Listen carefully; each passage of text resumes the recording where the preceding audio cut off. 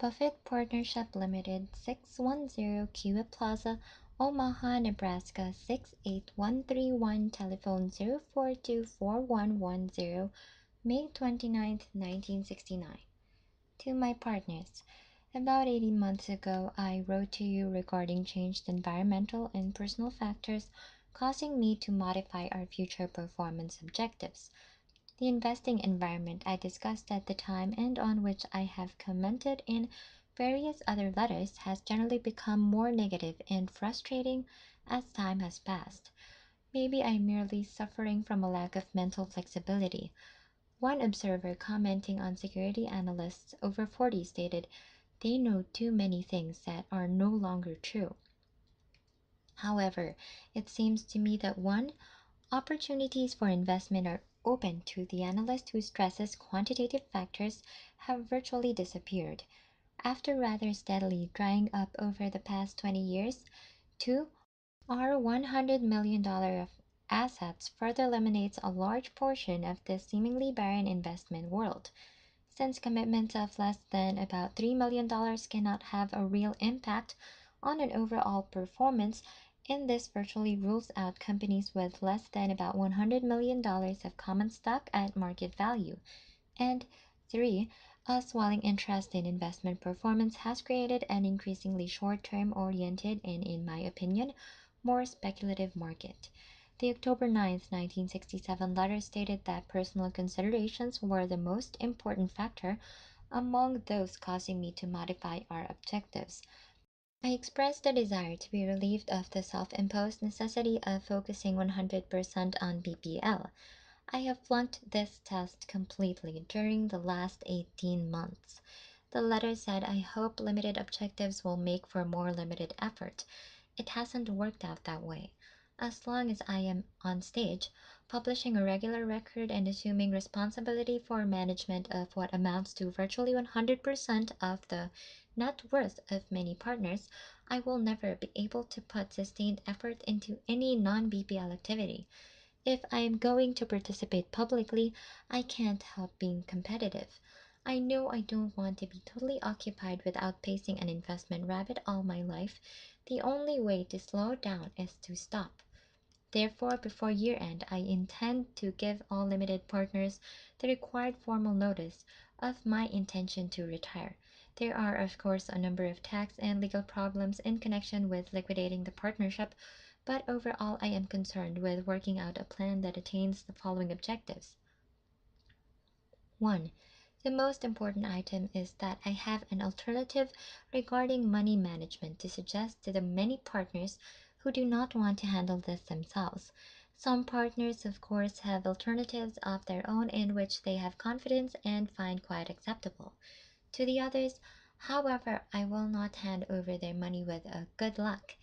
I intend to suggest an alternative money manager to whom I will entrust funds of my relatives and others for whom I have lifetime financial responsibility.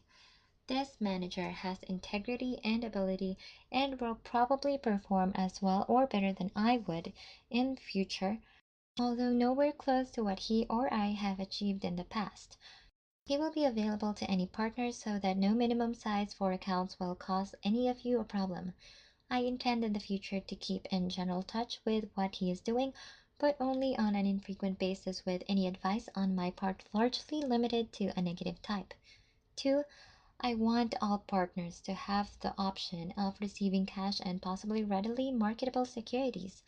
There will probably be only one where this will apply, where I like both the prospects and price, but which partners will be able to freely convert to cash if they wish.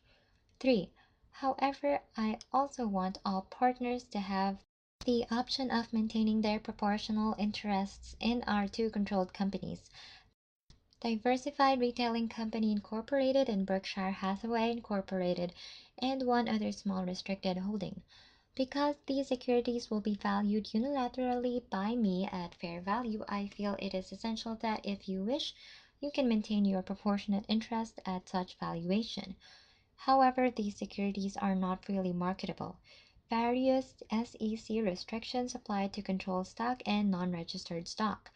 and they will probably be both non-transferable and non-income producing for a considerable period of time. Therefore, I want you to be able to go either way in our liquidation, either stick with the restricted securities or take cash equivalent. I strongly like all of the people running our controlled businesses joined now by the Illinois National Bank and Trust Company of Rockford, Illinois, a $100 million plus extremely well-run bank purchased by Berkshire Hathaway earlier this year, and want the relationship to be lifelong. I certainly have no desire to sell a good controlled business run by people I like and admire, merely to obtain a fancy price. However, specific conditions may cause the sale of one operating unit at some point. I believe we will have a liquidation program which will accomplish the above objectives. Our activities in this regard should cause no change in your tax planning for 1969. One final objective I would like very much to achieve, but which just isn't going to happen, is to go out with a bang.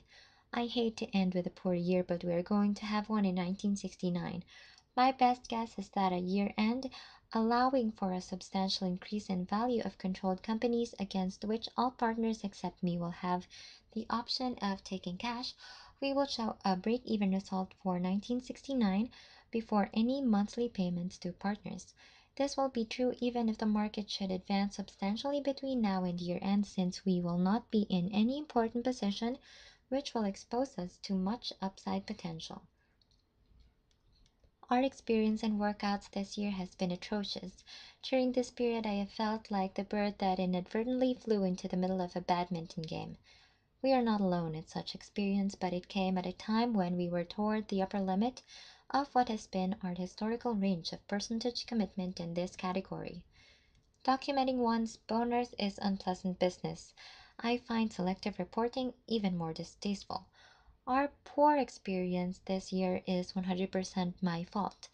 It did not reflect bad luck, but rather an improper assessment of a very fast developing governmental trend. Paradoxically, I have long believed the government should have been doing in terms of the problem attacked, not necessarily the means utilized, what it finally did, in other words, on an overall basis. I believe the general goal of the activity, which has cost us substantial money, is socially desirable and have so preached for some time. Nevertheless, I didn't think it would happen. I never believe in mixing what I think should happen socially with what I think will happen in making decisions.